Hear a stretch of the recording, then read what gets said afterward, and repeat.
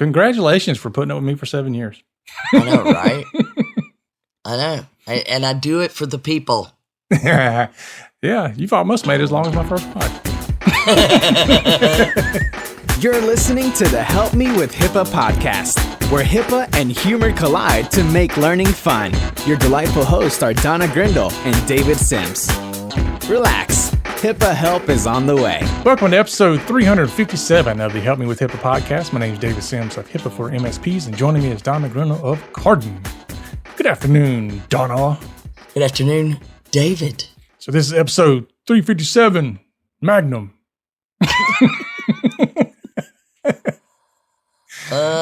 That's you. That's okay. me. So you are on location yet again today. Yes. And people are waiting on you to join them for libations. And so we're going to Happy hour. We are going to get to it today.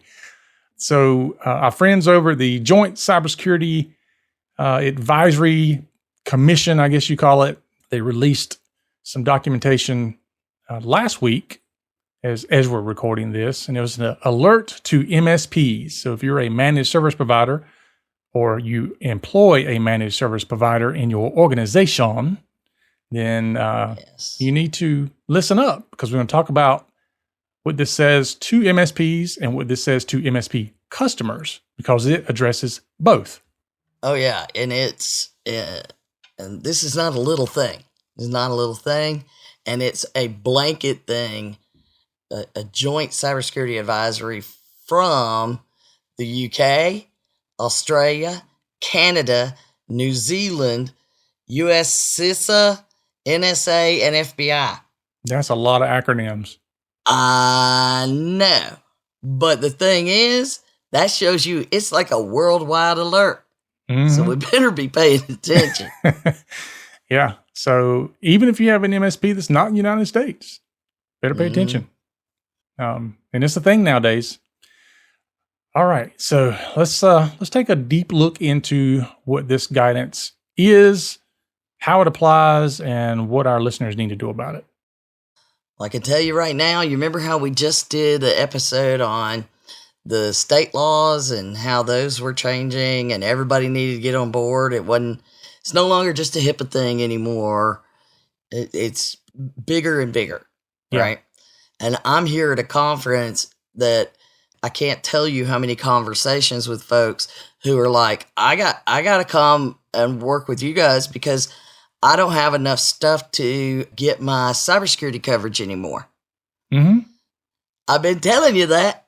Yep. Now you got to do it in a rush, which makes it more expensive. But this is very, as they say, this guidance in the advisory is specifically tailored for both MSPs and their customers. It is. It's got some serious stuff in it. Yeah. Yeah, it does. Now, there was an MSP alert that came out, was it last year? Yeah. Yeah, so there was an MSP alert that came out last year, and it was, warning MSPs, pay attention. And there's been some advisory that came out about cloud service providers in the past as well. So now it's coming back around again. It's kind of like one of those things where, have you ever been in classes where they tell you, look, if you ever hear anybody tell you more than once, you probably should pay attention because you'll see it again? Yes. This is one of those things. We're seeing it multiple times. You better pay attention. Yeah. And this is, I have not seen one this specific yet. And I'm going to guess that you haven't gotten into the nuts and bolts of it. You've read my summary, and you're going to have fun as I take you through more details. Mm-hmm. Yeah.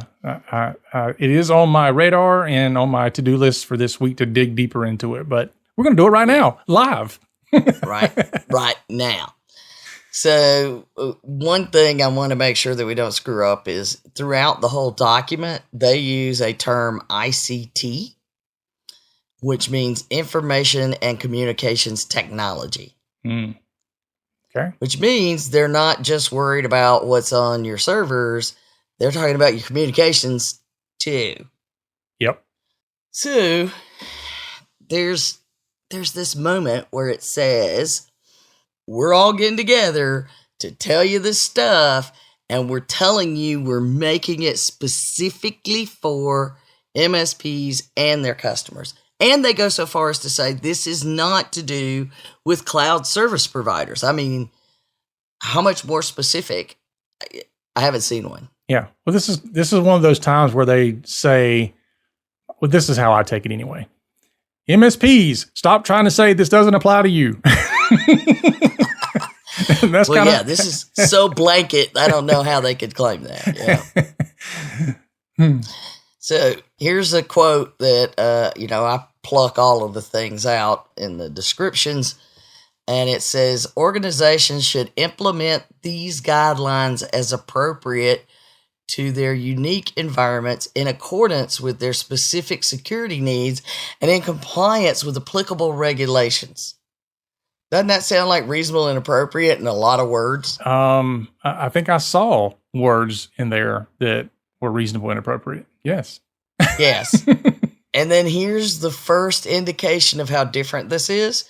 MSP customers should verify their contractual arrangements with their provider, verify that it includes cybersecurity measures in line with your particular security requirements. Wow. Contractually. So there's a word in there we don't see very often, which is verify. Yes. Now, I know we've had a lot of conversations recently about you need to make sure your MSP is doing X, Y, and Z. And we've had talks about how some MSPs have the, don't worry about it, trust me, I've got this, or I can't tell you, that's confidential information, those types of things. But we're starting to see, again, MSPs, wake up, your customers are going to be asking you, are you doing these things?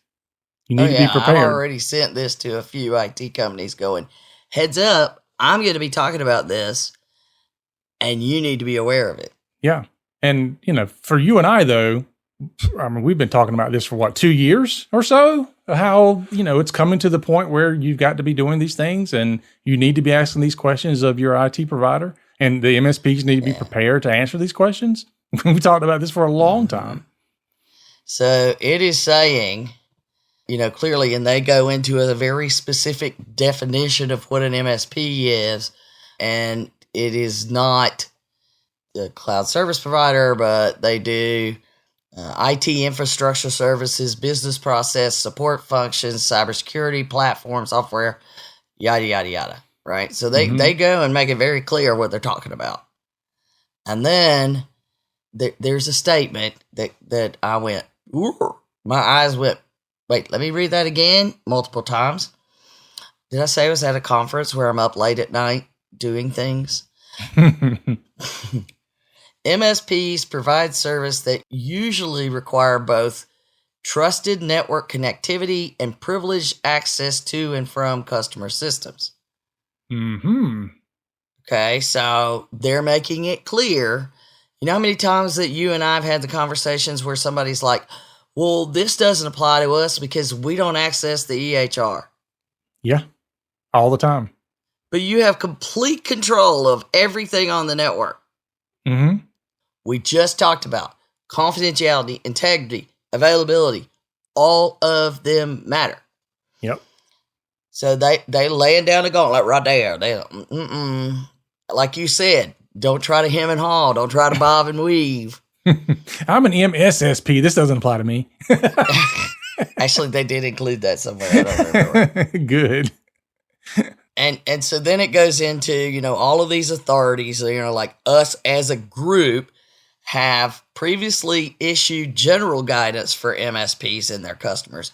So all those different entities I mentioned in all those different countries say, we've sent this out before, but this advisory provides specific guidance to enable transparent, well-informed discussions between MSPs and their customers that center on securing sensitive information and data. Mm-hmm.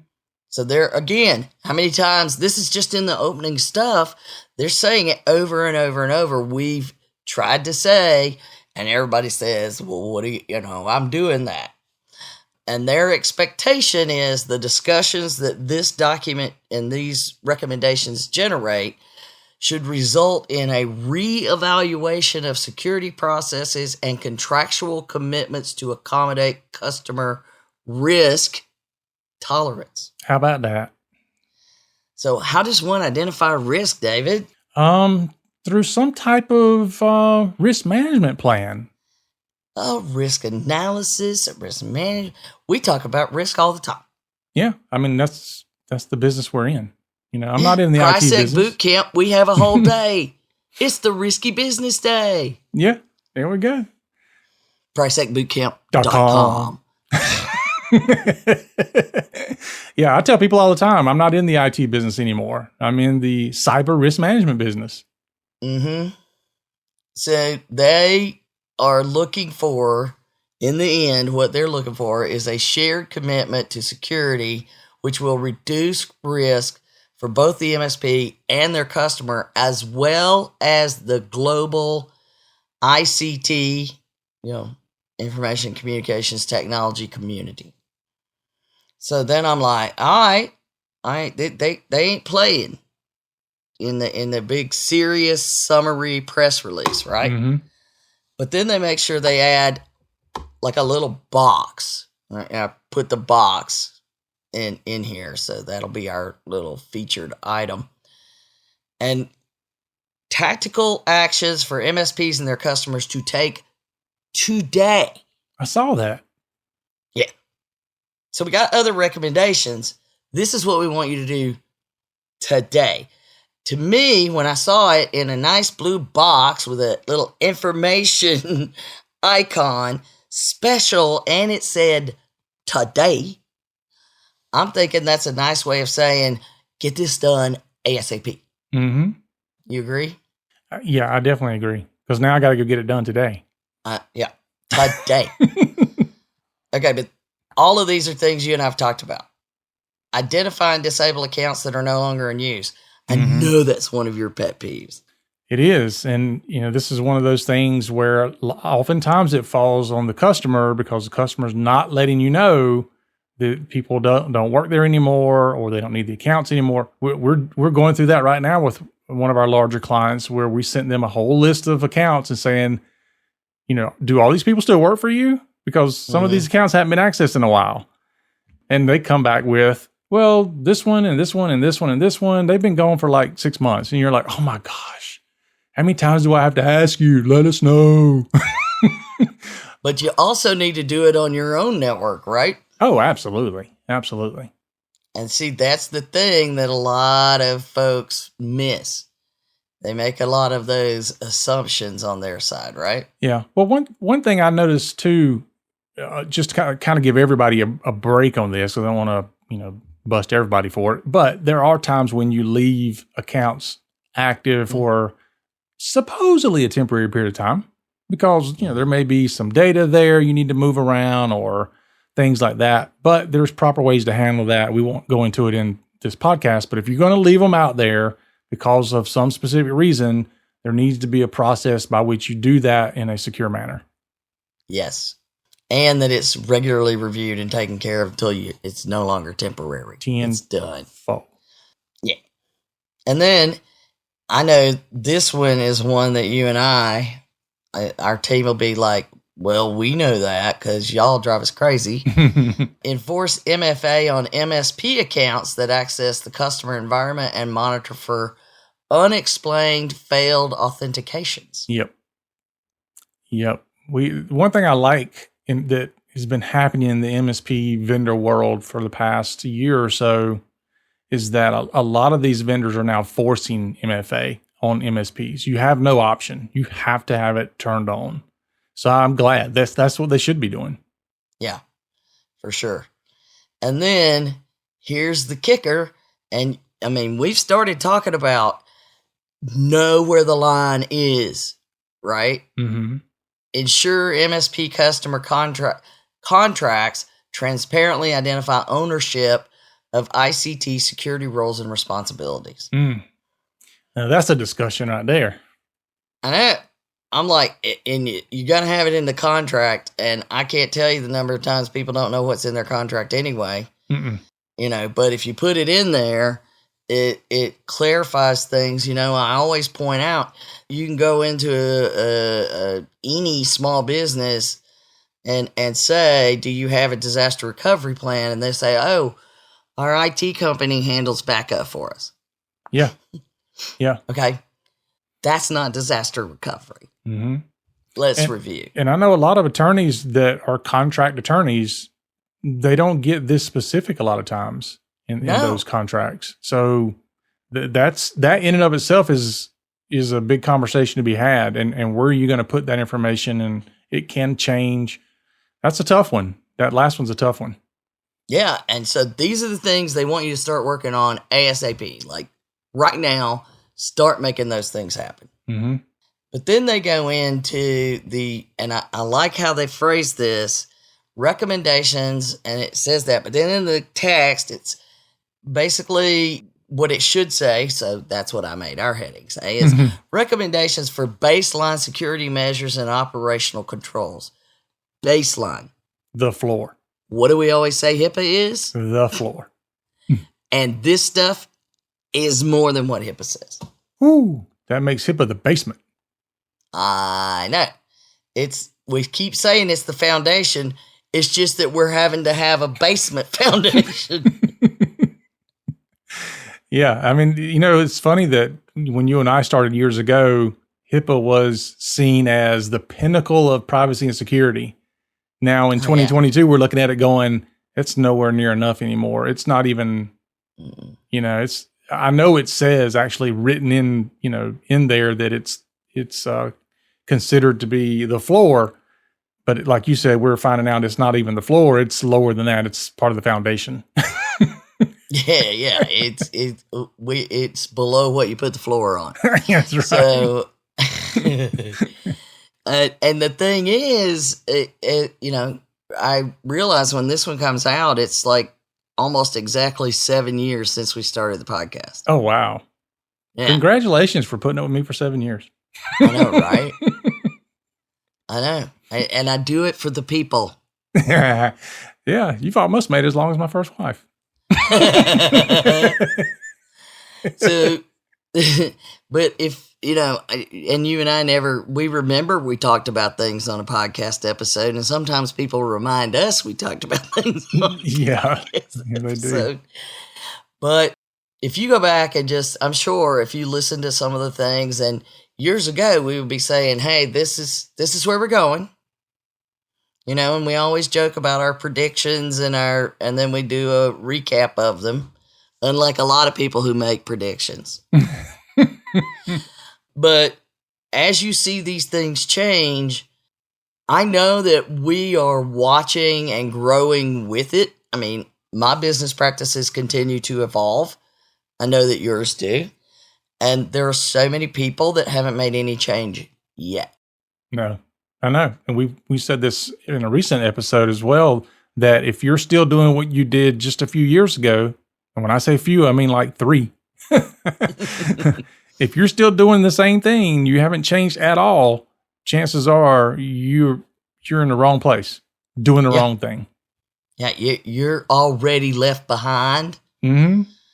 And the rest of us are running faster from the bear. Yeah. I mean, I consider myself on the cutting edge, sometimes bleeding edge, but cutting edge of the things that are out there, because I want to get what's needed. I want to get ahead of the curve and all that kind of stuff.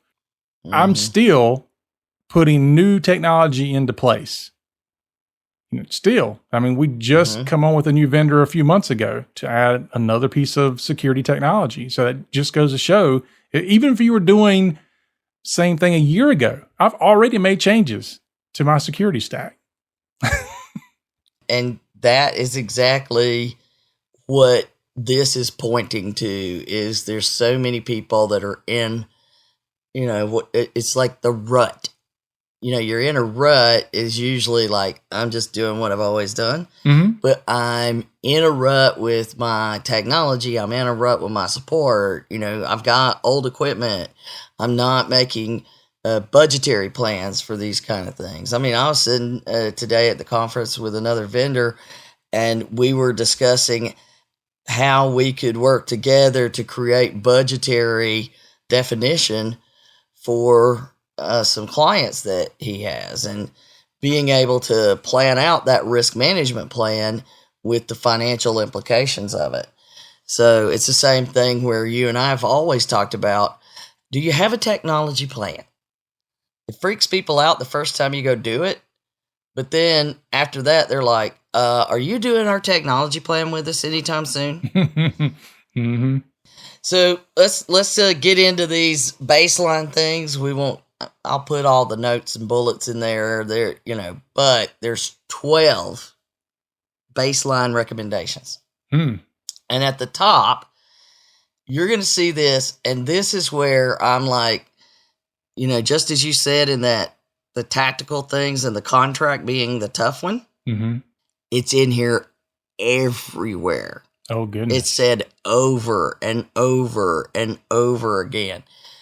And it hits right at the top that additionally, customers should ensure their contractual arrangements specify that their MSP implements these measures and controls. Mm-hmm. That you do it for you as well as for me. Yeah. Yes. So here's a quick run through. There's some of these that are like, okay, yeah, we know that one. But then they make some comments down in here where I'm like, that's a little different. The whole thing is different. But prevent initial compromise. Okay. That's IPDR right there, right? Yep, that's right. So improve security of vulnerable devices, patching and VPNs, protect internet-facing devices. Okay, if you're going to bear something out on the internet, you better be prepared. Defend against brute force and password spraying.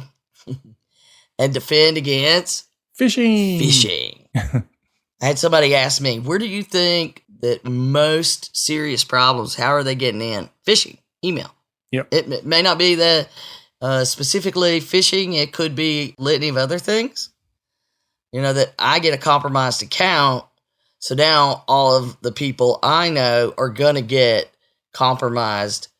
And it's not I'm being phished by somebody else. I'm being phished by somebody I know that their account is screwed. Yep. Or the smishing, or the spear phishing, or the farming. And they're doing so many things now.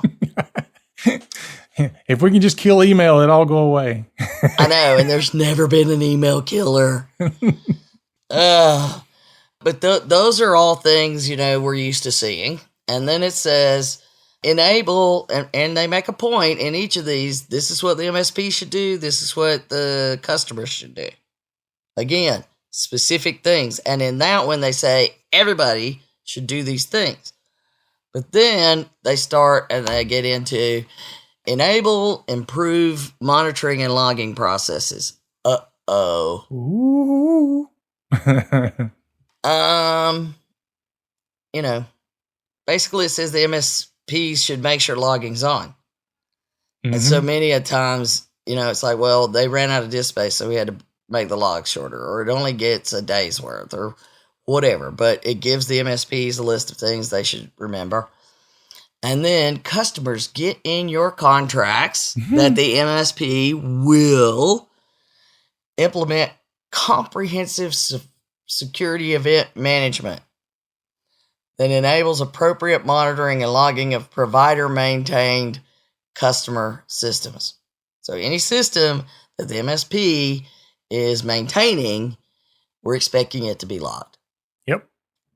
Okay, event management, we're talking SIM. That's a tough one. That's a tough one. Yeah. Because you get into the smaller organizations. That's expensive for small.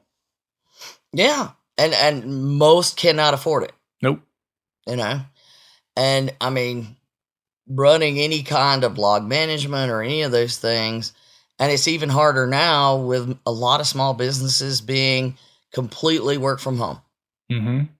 So it gets more and more complicated. So that one right there, that alone, saying that needs to be in the MSP contract, that you're going to do this.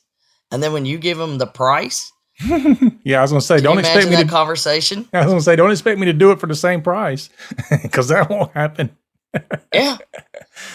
And Yeah. I'm like, but then it gets into provide visibility in the contractual arrangements about the logging and all of this stuff. And then a note. Customers should ensure that MSP accounts are properly monitored and audited too. Ooh, interesting. I know. Interesting. That's a whole discussion right there. How do MSPs handle their own accounts? Exactly. And that's what I'm saying. This is loaded with MSP. You need to do this for me, but you also need to protect yourself. And I want to know that you're doing it. Mm-hmm. And I'm like, whoa. I'll tell you a way we found, and I'm giving out a little bit of secret sauce, but we have trying to think of what they call it, the fancy name for it, privileged access management. There you go. So we have a application that does privileged access management. And in years past, what we've always done is we've had an admin account that the technicians have access to. So if they need to do anything that requires administrative access, they can use that admin account on the machine. What we now do is nobody gets an admin account assigned to them. They log in with a standard account. And because the software is there, if they need to do something that an administrator would be able to do, this application gives them a temporary elevation of privileges to do it. And then after they're done, it takes that away. So there's not an administrative account that they can have access to at all. So there you go. That's how we handle it, and it works beautifully. Now, so, it's extra step because security is not convenient. But it's also not optional. But it solved a lot of issues for us about tracking what our technicians are doing, when they're installing things, all that kind of stuff. And that's hugely important. Yep. And so now when they try to do something, everybody in the organization gets the notification that somebody's trying to install something. I like that. So, and then they add the last little piece on here is notify us that the MSP, it's in my contract with the MSP that they will notify me of confirmed or suspected security events and incidents occurring in the MSP's infrastructure and administrative networks, and that they will send these to a security operations center for analysis and triage. Man. Mm-hmm. And I got people telling me, I got 60 days to tell you if I had an incident. I'm like, yes, that's not, no. Your contracts are going to start, you're going to have to start telling people this is an active incident and have a communication plan for both your upstream, if you will, and your downstream. Yeah, I also find it interesting that they're like, you need to get somebody else to look at this. Yeah. I'm not expecting the MSP to be a security specialist. Mm-hmm. I'm expecting them to know they're not and send it on to somebody else. How many times have you said that? That's not what I do, but I do know where the line is. Yeah, and that's extremely important, but yet so hard for some people to admit. Yeah. There's a little bit of arrogance in my field of work sometimes. Little bit. Then the next, now we're on to number 3, enforce MFA, which we've already hit on. Yep. But it does say, note to MSPs should also implement MFA on all accounts that have access to customer environments and should treat those accounts as privileged. Yeah. I mean, that almost should go without saying. But because they're saying it, that means that somebody wasn't doing it. Well, I mean, that's how these breaches occurred, right? Mm-hmm. And then it tells the customer that make sure it's in your contractual arrangements that they're going to help you enforce on your network and they're going to enforce it on theirs. Mm-hmm. Okay, so, I mean, I see that and I'm like, yeah, okay, makes sense. And it really should already be happening, but that we got to put it into contract. Yeah. So again, everything it needs to be in a contract. Yeah. And this, the MFA thing, I still have clients that fight me on that. They want it. Typically it's, the person in charge of privacy and security is like, no, we have to have this. And then, The owner doesn't want to do it. It's too much trouble. And so you're going to have to take it off their devices, or they just want to remove it from the entire organization because they can't log in anywhere without having this thing. It's, it's like, really? We need to solve your problem, not turn it off. Yeah. That's what I say. And the fact that this is multinational, generic, not healthcare. I mean, this is it. These are the recommendations, and we're going to start with put the stake in the ground with these kind of thing. So then it gets to manage internal architecture risks and segregate internal networks, stating that the MSPs should verify all connections between internal systems, customer systems, and other networks. Making sure they segregate customer data sets and services from each other, as well as from the internal company networks. Yeah, that could be tough for MSPs. I can't tell you how many times I've had conversations with clients and I'm like, do you have any other locations? No. Do you connect any other locations? No. And then 6 months later, you're sitting in there and you're doing work, and all of a sudden you're like, what do you have there pulled up? What are you logged into? Oh, we're logged into the hospital system. What? you told me you don't connect anything else. Well, it's the way you said it. What we thought you said when you said that was not what you meant to say when we thought that. Yeah. As somebody once told me, if you want better answers, you have to ask better questions. There you go. And then it ends on the MSP. It makes a note. And this one's fun because we both know. Do not reuse admin credentials across multiple customers. Yeah. Which, and I'll be the first to admit, there was a day and a time that we did it. Because it wasn't a threat like it is now. So absolutely we did. But that's past tense. And we just talked about the problem with people moving forward. Yep. And then it goes into all the stuff that the customers need to review and verify all the connections and blah, blah, blah. Just like you just said, we should have these conversations and use a VPN for, all kinds of those things. Having that infrastructure conversation, the customer needs to make sure that's taking place.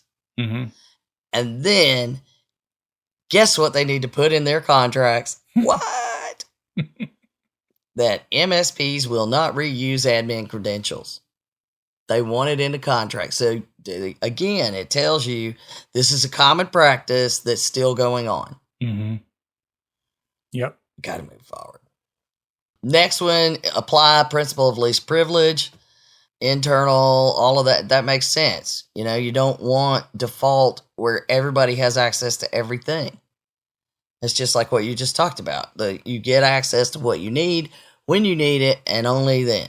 And that the customers should ensure that the MSP applies this principle to both the customer's environment and their own.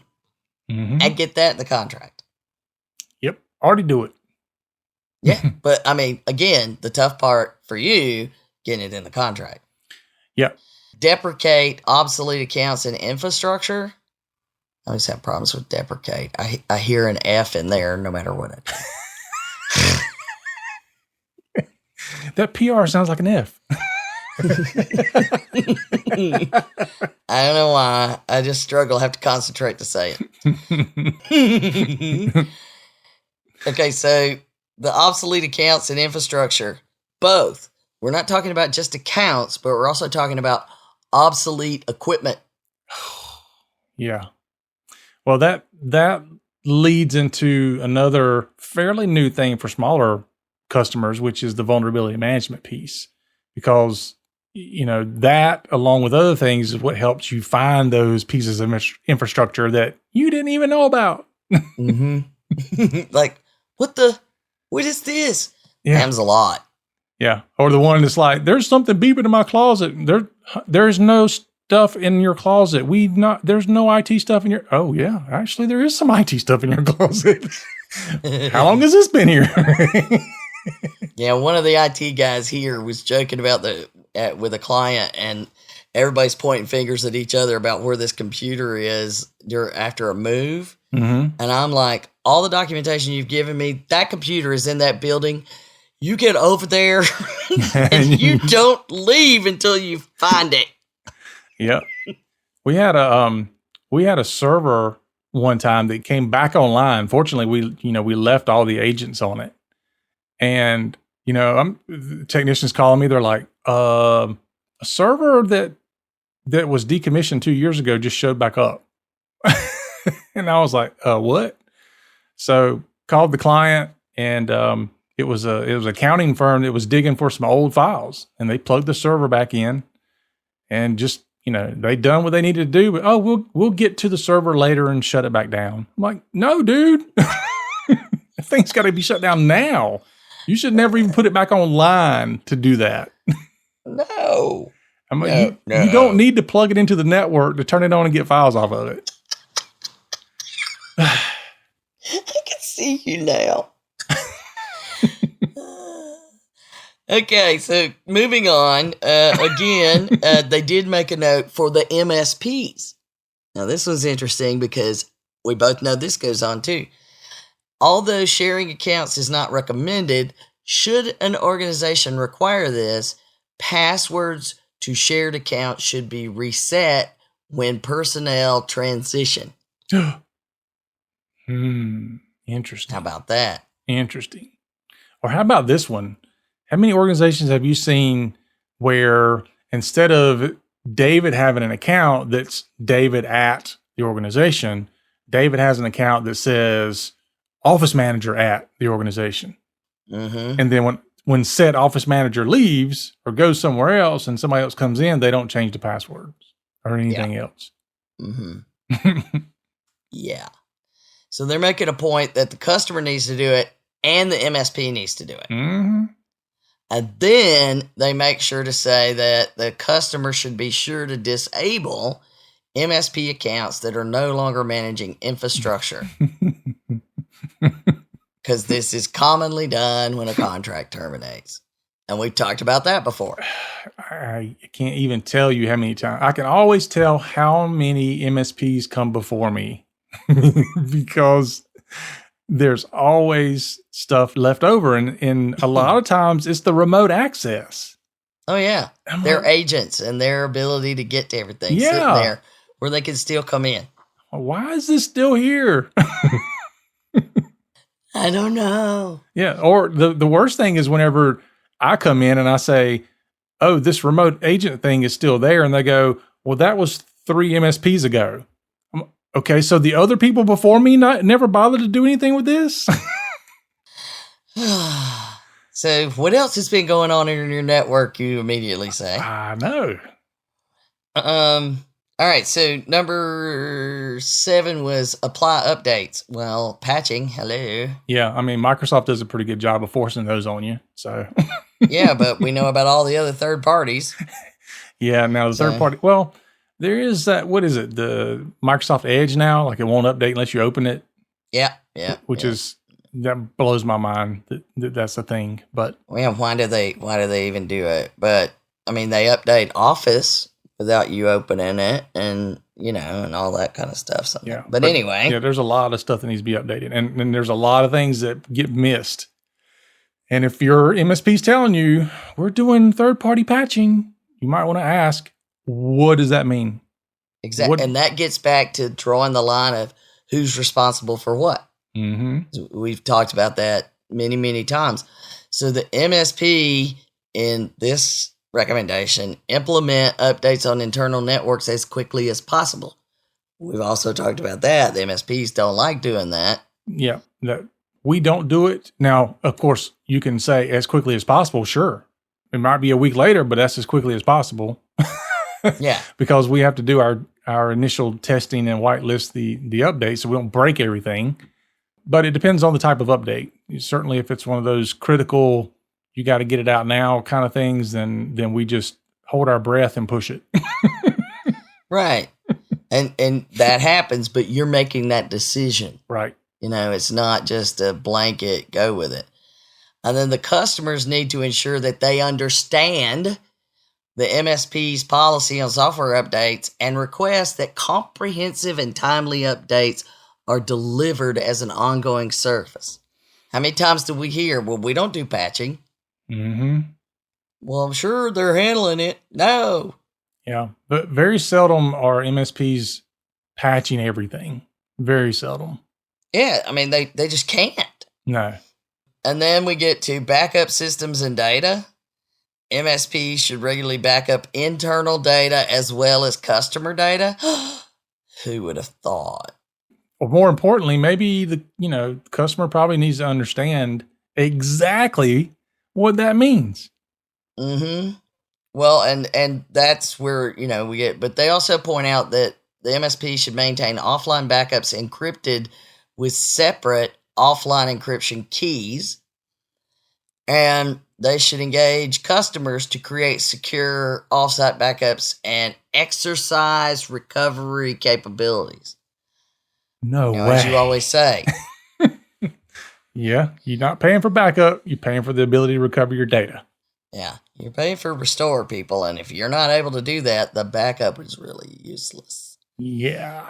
And it points out that the customers should make sure their contractual arrangements include backup to meet resilience and disaster recovery requirements, and that they should require their MSP to implement a backup solution that automatically continuously backs up critical data and system configurations and store backups in an easily retrievable location. And then, and this one is where I'm like, okay, the people writing these have zero exposure to small business. I'm already looking at this going, not going to happen. But go ahead. I mean, how you doing? But how can we scale this to small business? This is our next, what you and I are going to have to do next is we're going to have to scale this properly for small business, because they say to easily retrievable location, a cloud-based solution, or a location that is air-gapped from the organizational network. If I said, told a small business owner, do you have any air-gapped equipment? No, it's all sealed. I don't know what you're talking about. Yeah, I mean, it's not that you can't do continuously backup stuff, but it's that number one, is it reasonable? Number two it's not cost effective most of the time, depending on what it is. I mean, anyway. Yeah. If a small business went to their MSP and said, I need you to do all these things in this list, be prepared for sticker shock. That's all I'm saying. Well, yeah, because that's what I'm saying. They're not looking at this from that perspective. Right. No. Look, I'd love to do all these things. Yeah. Because it's gonna quadruple my gross income. If anybody would actually pay it. Exactly.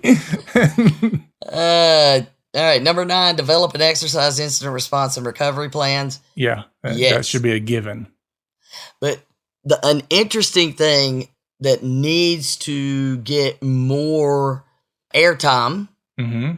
Okay. And it's like, it's written on my little marker board to remind me to do something about it, is actually understanding with the high risk vendors, what is their incident response plan and how are they going to keep me informed? Because if I don't ask, other than do you have one, and we already asked, do you have one and who would be our contact? Because then if something's going on, we've got it. We know who to call. But also, if the contact is not somebody you would expect to be your contact, you can certainly ask questions there. Or like a person asked me one time, do we have a disaster recovery plan? I'm like, I don't know. Do you?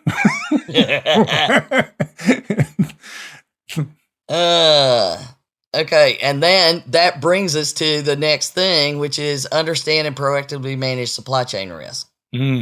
Same thing that I was just saying. You've got to get out there and start asking. And more people now are realizing, if I have a major vendor go down and they're having a problem and they have an outage, I need to know. How are they going to tell me? How are they going to keep me up to date? Because if I don't know how long they're going to be down or what may be going on in their situation, I can't make plans on my end. Yeah, and a lot of people outside of IT don't realize this, but there is a massive merger and acquisition in the MSP world that's been happening for the past few years from vendors. And it's getting to where there are fewer and fewer vendors to choose from, and they're all trying to offer everything. So they want to be the one-stop shop, which sounds great until there's a problem. Well, and that's happening in every industry.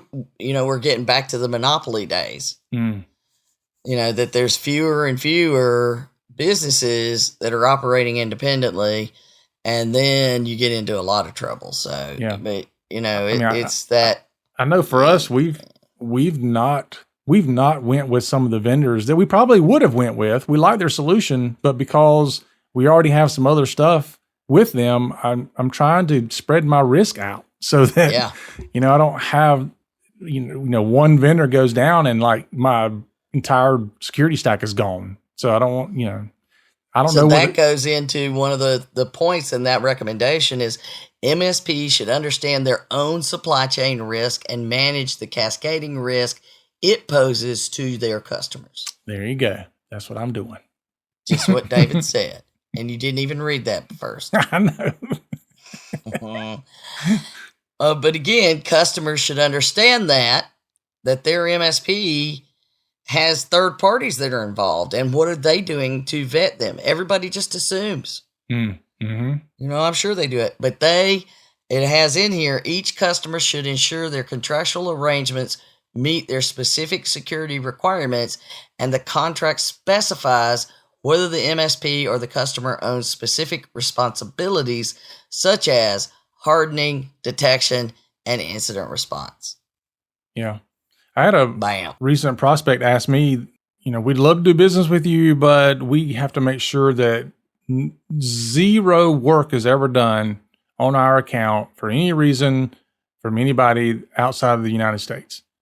And I was like, I can't guarantee that because, every vendor I have probably has people that are going to respond at some point to some alert or get involved in some way. And I don't know that they're within the borders of the United States. So I can't make that statement in a true fashion to say this will never happen. And I don't know how anybody could today. No. And I basically just had to walk away. So I can't, you need it and I get it. I can't do it. And I don't know if you're going to find anybody that can, because I can't control what my vendors do. My vendor can come to me and say, yeah, we won't do that. But if they do decide to do that, now I'm responsible for it. And I'm not doing that. I'm not taking that responsibility. If they do that, you're not doing that because you don't want to know if they do decide to do that. That's right. That's too many doo-doos. Which perfect segue to promote transparency. Which I do every Friday. There you go. But, it points out that MSPs, when they're negotiating the terms of their contract with their customers, should provide clear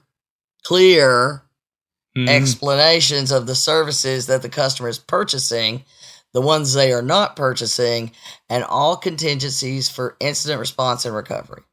So the most interesting part of that is a clear explanation of what they're not purchasing. Yes. So I guess I need to have the checklist. Here's all the boxes of what you have, and the unchecked boxes of what you don't have.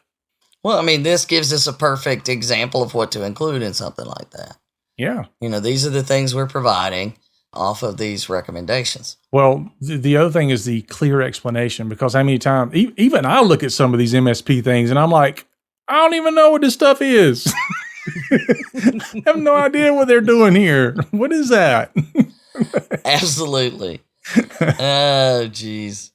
But then on the flip side of it, they make sure that they say that the customers should ensure that they have a thorough understanding. So it's not just on the MSP. It goes both ways, people. Mm-hmm. They need to have a thorough understanding of what you're getting from your MSP in your contract. But then here's a very important line for the customers.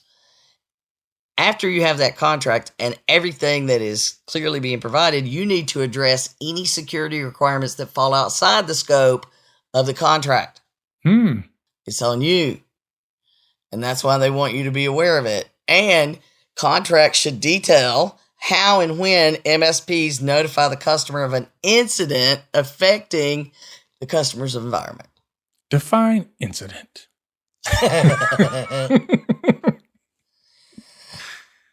And then the last bit here is manage account authentication and authorization. The MSP should verify that the customer restricts MSP account access to systems managed by MSPs. You can't get it to other things. Now, how you going to do that? I know. That's on you. And then customers should ensure MSP accounts are not assigned to internal administrator groups. Instead, restrict MSP accounts to systems managed by MSPs. Grant access and administrative privilege on need-to-know basis using the principle of least privilege. And then it ends with this. Verify via audits that MSP accounts are being used for appropriate purposes and activities, and that these accounts are disabled when not actively being used. Disabled when not actively being used. Audits. Checking the activity of the MSPs. Yep. And disabling if they're not actively being used. Interesting. Yeah. And this gets back to the folks that, you go in and talk to them and they're like, we don't know our administrative password. IT does that for us. So they don't even know it. And then they get into some sort of dispute and the IT provider thinks that that's what they get to hold over them, like it's not the customer's property. Yeah. And I hate that. Yeah. Yeah, I do too. So, yeah. Well, the other thing is, and I mean, I know I'm speaking from the MSP side, but I can't tell you how many times I've went to a prospect. You give them a reasonable cost to do a lot of these types of things. And clearly privacy and security is going into a more labor intensive direction. And they go, what? You mean I got to pay more than $500 a month to manage my 50 devices? Yeah. Yeah, you do. Go try doing it without us. It's just not, you could choose to use fewer devices and do more manual work. Yep. I mean, that's really where we are. Yeah. Well, the other thing is there's just so much work that, I should say there's so much work that is being done behind the scenes. Probably the truer statement is there's so much work that should be done behind the scenes, because I know there are a lot of MSPs out there that are, set it and forget it kind of MSPs. This is probably why this alert even came up. But there's so much work that gets done where a customer could say, we don't really call you guys very often. I'm like, yeah, exactly. That's what I'm going for, is you not calling me very often. That means I'm doing my job. Yeah. But look at all the stuff I have to do, even if you never call. There's still a ton of work that has to happen in the background. Yeah, it's like they don't think that the only time you're working for them is when they call you. Right. They do. Yeah, and they don't think that you're doing anything else. I used to tell when I had to do that direct phone stuff, and they'd be like, hey, you got a minute? Yeah, I'm just sitting around here waiting for you to call. I don't do anything else. Yeah. Like, kind of like the email I got last Friday at 2:00. Can you complete this insurance cyber liability application by the end of the day? No, I remember seeing your face when you got that. Sure. I was sitting here all day just waiting on you to send me this. All right, buddy. I got to go. Yeah. I'm already missing happy hour. Oh, you got to get out of here. Well, thanks again, folks. That is our show for today. Whether you're an MSP or you're a customer of MSP, you might want to listen to this one again. And remember, we have the PriceSet Bootcamp at PriceSetBootcamp.com. You definitely want to sign up for that, because we'll be talking more about this in the bootcamp, I am sure, along with many other things. Oh, yeah. So for Donna and myself, remember, HIPAA's not about compliance. It's about patient care. You've been listening to the Help Me with HIPAA podcast, hosted by Donna Grindle and David Sims. The show created to help you with HIPAA. For more information or to ask us a question, visit our website at helpmewithhipaa.com. Neither Donna Grindle or David Sims are attorneys, and they do not offer binding legal advice concerning regulatory compliance. The information in this podcast should not be relied upon or construed as legal advice in any way. Consult your attorney for legal advice concerning compliance with HIPAA regulations.